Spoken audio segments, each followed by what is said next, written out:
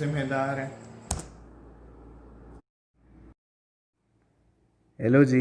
मेरा नाम इरफान नहीं है और मैं कराची से भी नहीं हूँ। बस ऐसे ही बैठे बैठे एक दिन डिसाइड कर लिया कि एक स्टोरी है that I want to share with you, something I feel guilty about, I feel responsible. शायद ये 1.5-2 साल पुरानी बात है, लेकिन it's like a video footage in my brain. और इस इंट्रो के बाद शुरू करते हैं।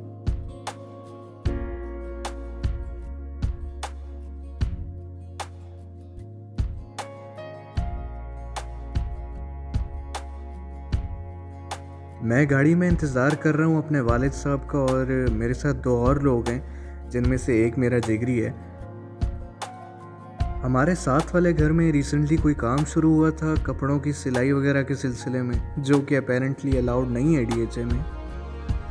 उस घर से एक गाड़ी निकली और उसमें एक खातून थी जिसने कुछ देर घर के बाहर इंतज़ार किया। कुछ 1 मिनट बाद एक शख्स आया घर से, थोड़ा बहुत गुस्से में लग रहा था। मैं अपना काम करने लग गया फ़ोन पे। कुछ पल बाद मेरे जिगरी ने कहा, अबे वो देख। और मैंने जैसे ही देखा वो शख्स चिल्लाने लगा उस औरत पे, और वो इस तरह चिल्ला रहा था कि आसपास खड़े सब लोग उससे खौफ खाने लगे।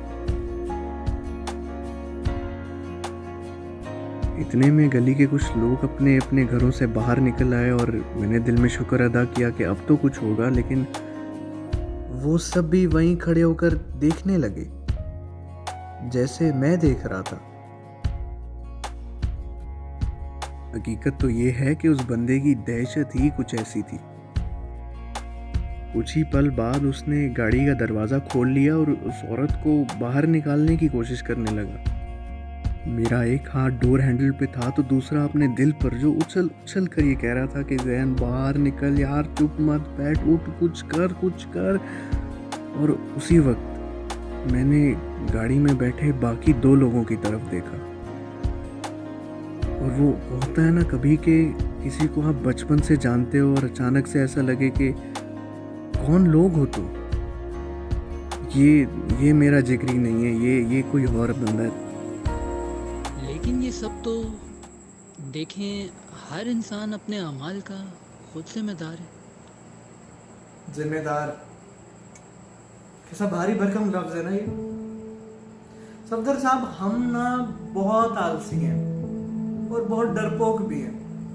हमेशा हमारे पास ये बहाना तैयार रहता है कि हमारी जिम्मेदारी थोड़ी है। मुझे ही देख लीजिए, मैं अपने आप से वहां वो जंग लड़ता रहा और वो मर्द उस औरत पर, उस शख्स उस औरत पर हाथ उठाता रहा।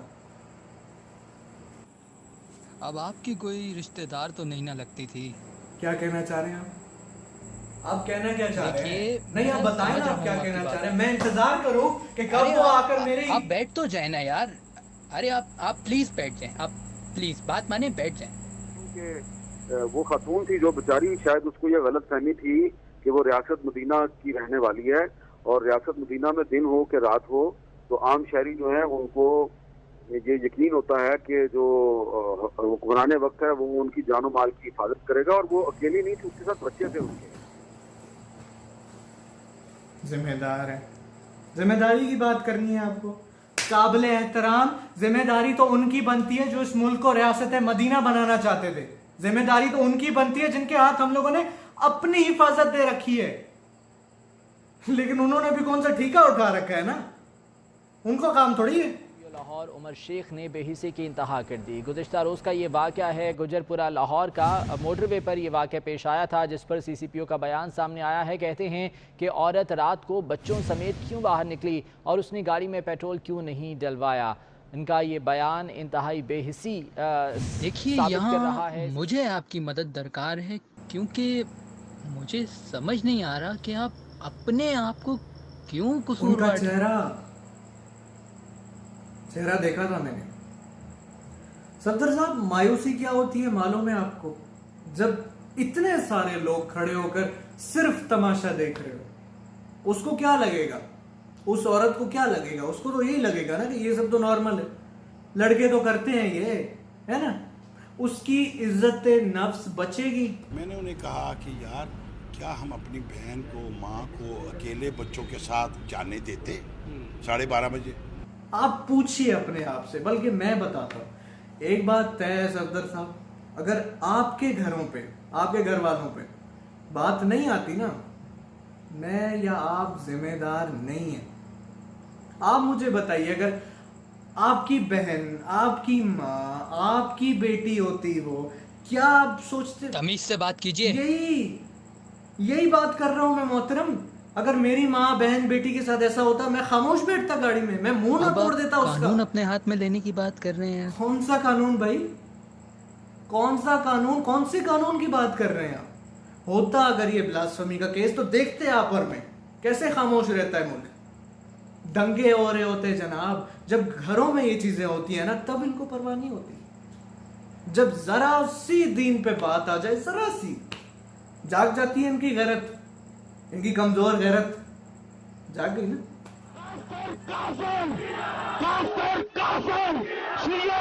इसी नारे से तुम बचना चाहते थे, इसी नारे को खलास करना चाहते थे।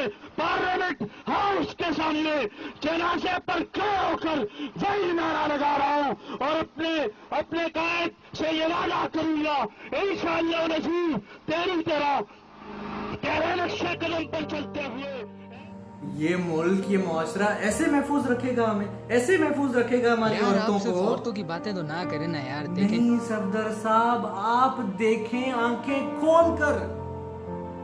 एक कमसिन बच्चे बच्ची को ये लोग छोड़ते नहीं है, एक राह चलती औरत को ये लोग छोड़ते नहीं है, घरों में अपनी माँ, बहन, बेटियों तक को ये लोग छोड़ते नहीं है। जो कुरान पढ़ने जाते हैं ना मासूम बच्चे, उन तक को ये लोग छोड़ते नहीं है। और आप सफदर साहब कमाल कर रहे हैं। ये सिर्फ औरतों तक महदूद नहीं है मोहतरम, नहीं है। जाइए जरा घरों में पूछिए। कई सारी औरतें आज भी इसको नॉर्मल समझकर जिंदा लाश की तरह बोझ तले जी रही हैं।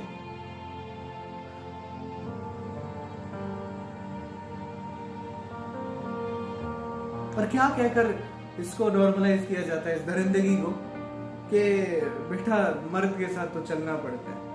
अब जुबान दी है हमने, रिश्ता वो नहीं तोड़ सकते ना।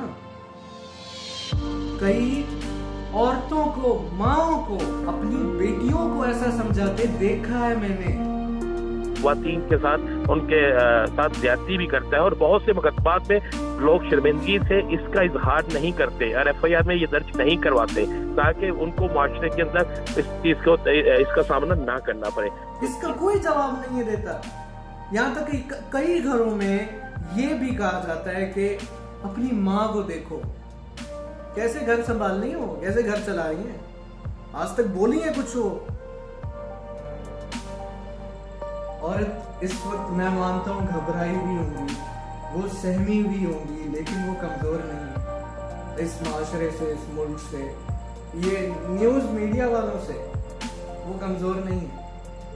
जिस दिन शेरनी ने दहाड़ना शुरू कर दिया ना, तब तुम्हारा क्या होगा तुमको।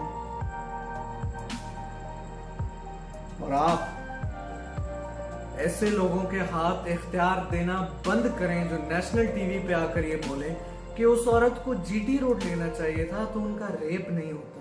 कोई भी गलत मतलब या तासर नहीं था, और अगर उसमें कोई मिसअंडरस्टैंडिंग हुई मेरी वजह से, तो मैं तहे दिल से अपनी बहन से जिसके साथ ज्यादती हुई है माजरत करता हूँ, और तमाम उन तबकात से कि जहाँ पर ये एक रंजोगाम या कैफियत गुस्से किया, उन सब से मैं माजरत। इसके बारे में क्या करना है ये आप जाने, लेकिन मैं इतनी सी बात जरूर करूंगा, उनका रेप हुआ नहीं है, उनका रेप किया गया है। मैं माफ़ी चाहता हूँ अपनी बहनों से, अपनी माँओं से, और मैं शर्मिंदा हूँ कि ये मुआशरा, हमारा मुआशरा तुम्हें महफूज ना रख सका। मैं शर्मिंदा हूँ। मैं शर्मिंदा हूँ कि अपने घर में ऐसा होते देखकर भी मैं खामोश रहा। मैं शर्मिंदा हूँ अपनी माँ से। मैं शर्मिंदा हूँ इस माशरे की बेटियों से जिनको हमने घर में बंद रखा और खुद अयाशी करते रहे। लेकिन आज मैं वादा करता हूँ कि आज के बाद अल्लाह ना करे अगर कभी ऐसा हुआ तो मैं पीछे नहीं हटूंगा, मैं लड़ूंगा। लेकिन अब मैं खामोश नहीं बैठूंगा। लेकिन अब नहीं। अब नहीं। लोग बदलते नज़र आ रहे हैं, नाम बदल रहे हैं, चेहरे बदल रहे हैं, लेकिन खबरें नहीं बदल रही हैं। फिर से ये चेहरे और नाम मत बदलने दो, खुदारा इस सिलसिले को यहीं पर रोक। अब नहीं। शफीक, जाने दो सर को। अरे सफदर साहब बात तो सुने। जी जैन साहब कहिए। नहीं मैं क्या कह रहा था, एसी लगवा लेते, अब तो आना जाना लगा रहेगा नहीं।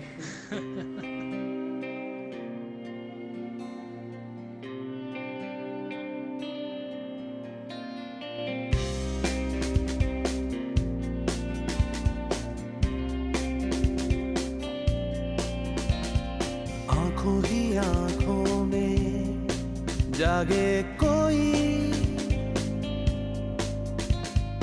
बातों ही बातों में जागे कोई, खाली रस्तों में भरे बाजारों में, हार में जीत में, प्रीत की रीत में जागे कोई, जागे कोई, जागे कोई, जागे कोई।